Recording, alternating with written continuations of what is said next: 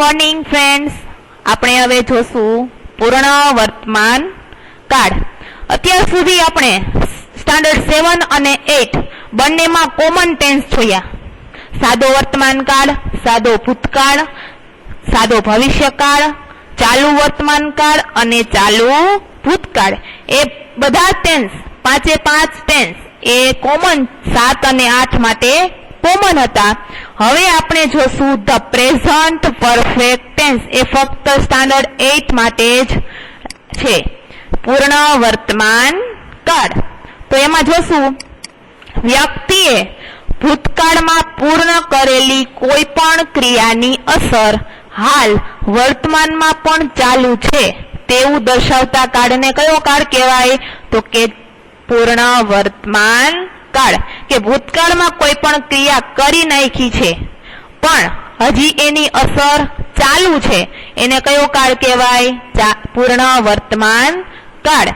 ટૂંકમાં ભૂતકાળની ક્રિયા વર્તમાનમાં પૂર્ણ થાય તેને પૂર્ણ વર્તમાન કાળ કહેવાય. એનું એક્ઝામ્પલ જોઈ લ્યો. I have written a letter. મેં એક પત્ર લખ્યો છે. ભૂતકાળમાં લખતો તો પણ અત્યારે વર્તમાનમાં એને પૂર્ણ કરી નાખ્યો છે. તો શું કીધું છે? મેં એક પત્ર લખ્યો છે. I have written a letter. પછી સેકન્ડ છે, she has drawn a picture. તેણે એક ચિત્ર દોર્યું છે. દોરતી હતી પણ હવે પૂરું કર્યું છે, તો એને શું કીધું છે? તેણે એક ચિત્ર દોર્યું છે. પૂર્ણ વર્તમાન કાળમાં સહાયકારક ક્રિયાપદ તરીકે હેવ અથવા તો હેઝ નો ઉપયોગ થાય છે. બધાના સહાયકારક ક્રિયાપદો અલગ અલગ આવે, બધા યાદ રાખવા પડે. આમાં સહાયકારક ક્રિયાપદ તરીકે કેનો ઉપયોગ થાય? હેવ અથવા તો હેઝ. શેમાં? તો કે પૂર્ણ વર્તમાન કાળમાં. આઈ, વી, યુ અને ધે આ બધા શું છે? બહુવચન છે. એની સાથે શું લાગે? હેવ. હી, સી અને ઇટ એ એકવચન છે. એની સાથે શું લાગે? હેઝ.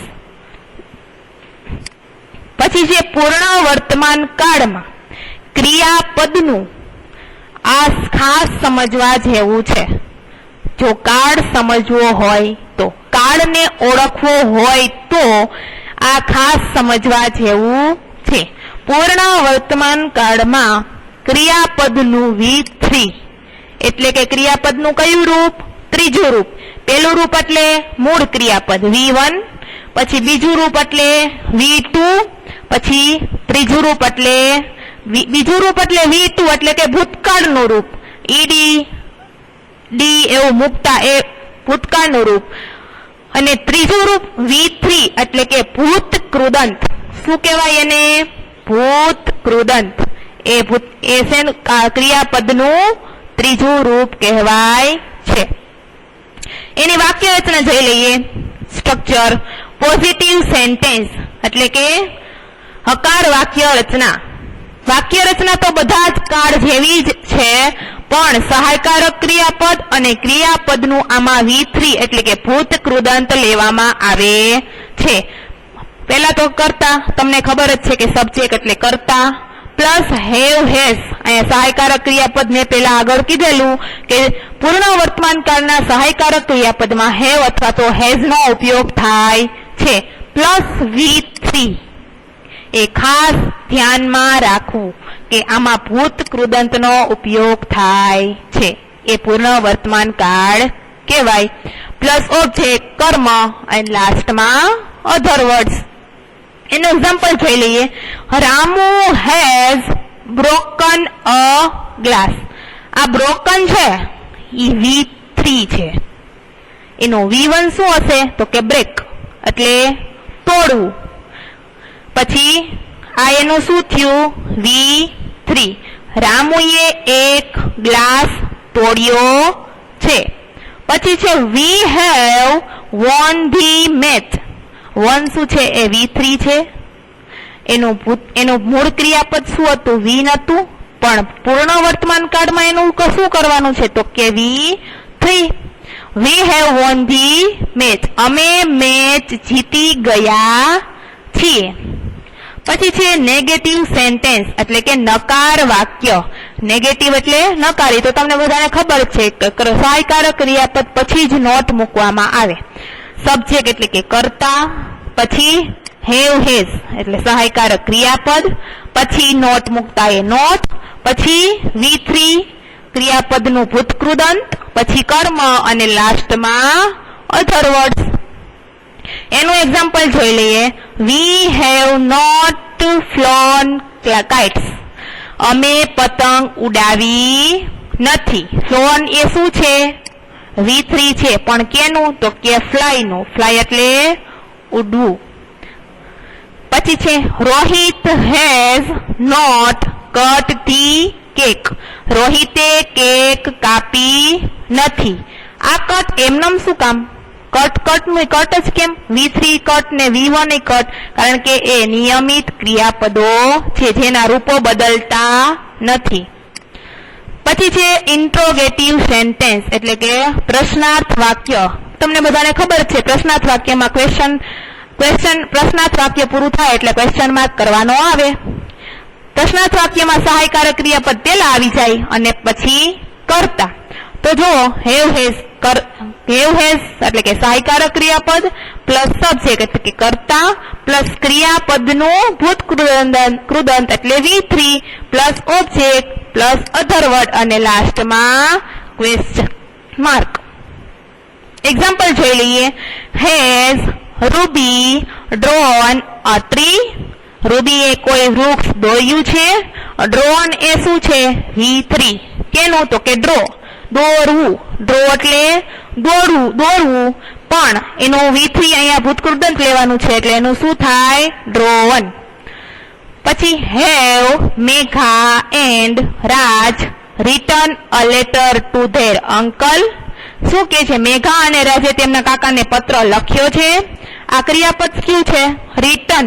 એ V3 એટલે કે ભૂતકૃદંત છે, પણ એનું મૂળ ક્રિયાપદ શું હતું તો કે રાઈટ એટલે V1 એનું મૂળ ક્રિયાપદ. એનું ભૂતકાળનું V3 શું થાય? ભૂતકૃદંત તો કે રિટર્ન.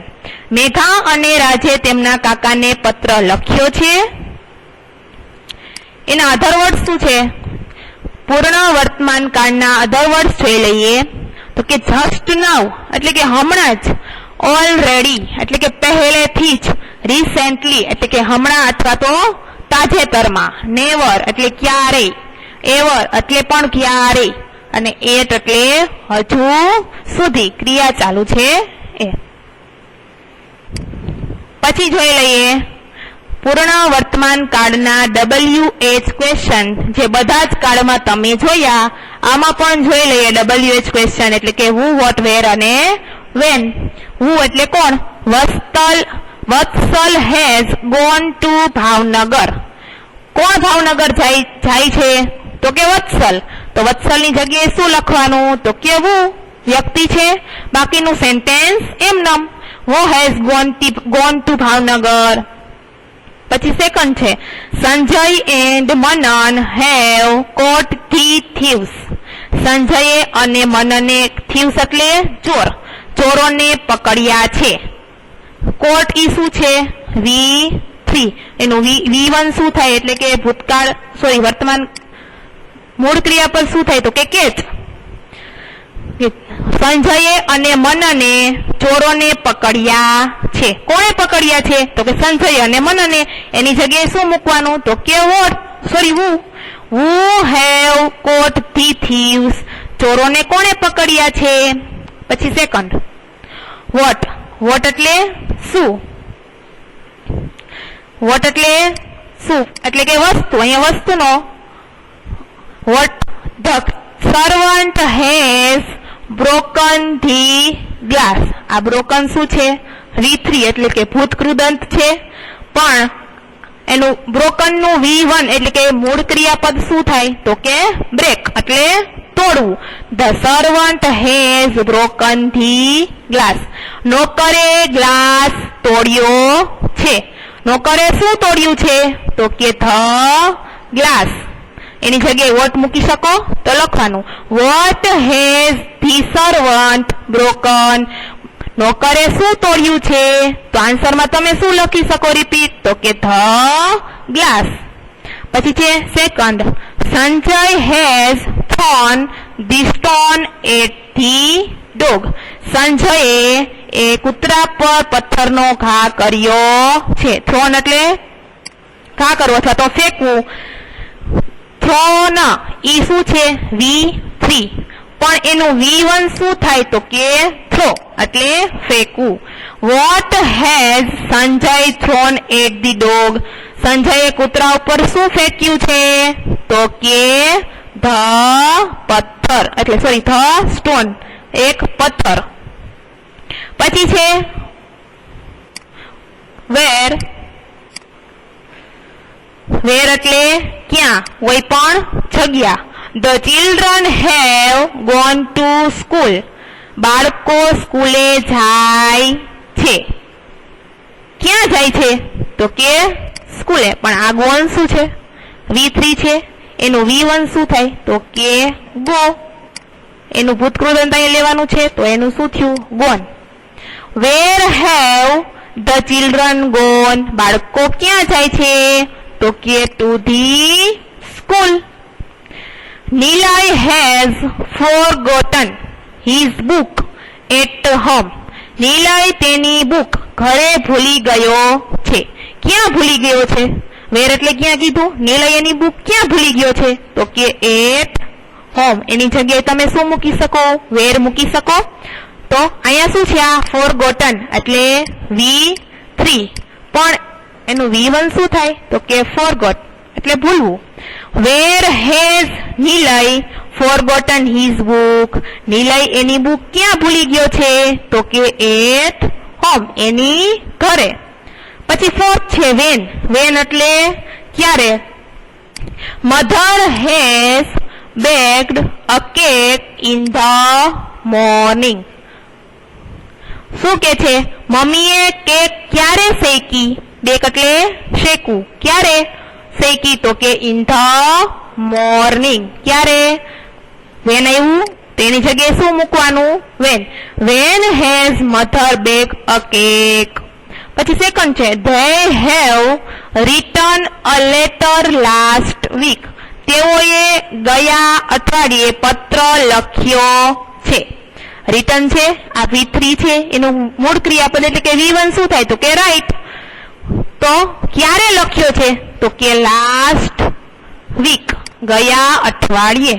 તો એની જગ્યાએ વેન મૂકીને વાક્ય બનાવી શકો. તો કે when have they written a letter. તેઓએ પત્ર ક્યારે લખ્યો છે?